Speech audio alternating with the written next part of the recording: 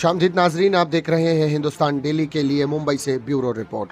नाजरीन, बंगाल में चक्रवाती तूफान से 3 लोगों की मौत हो गई है। साथ ही 24 ब्लॉक, प्रखंड और 79 नगर पालिका वार्ड में करीब 15,000 घर प्रभावित हुए हैं। अधिकारी ने बताया कि राज्य में 2140 पेड़ उखड़ गए और बिजली के 337 खंभे भी गिर गए हैं।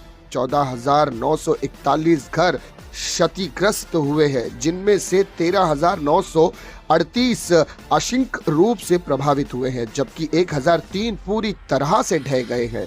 अधिकारी ने बताया कि प्रशासन ने 2,07,060 लोगों को 1438 सुरक्षित आश्रय गृह में स्थानांतरित कर दिया है।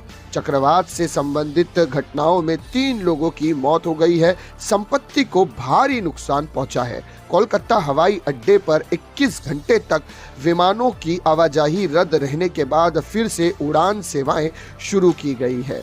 बंगाल की खाड़ी में उठे भीषण चक्रवाती तूफान का असर तेलंगाना में भी देखने को मिला।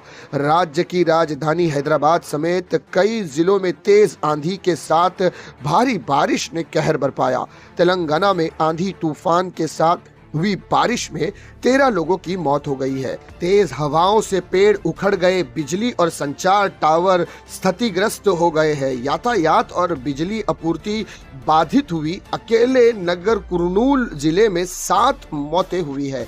चक्रवाती तूफान के बांग्लादेश के तटीय इलाकों में पहुंचने के बाद 7 लोगों की मौत हो गई और लाखों लोगों को बिना बिजली के रहने के लिए मजबूर होना पड़ा। 120 किलोमीटर प्रति घंटे की रफ्तार से तेज हवाएं चल रही थी और सैकड़ों गांवों में पानी भर गया। तूफान सोमवार की सुबह थोड़ा कमजोर हुआ और हवा की गति 80 से 90 किलोमीटर प्रति घंटे की रफ्तार से दर्ज की गई।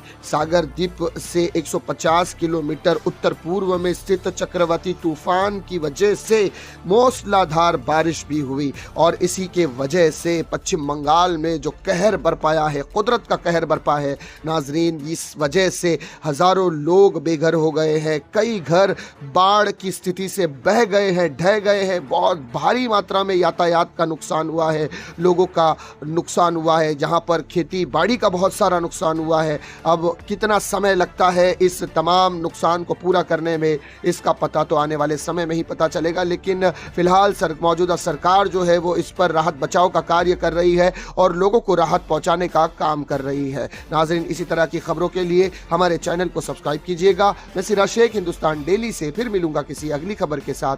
तब तक के लिए जय हिंद।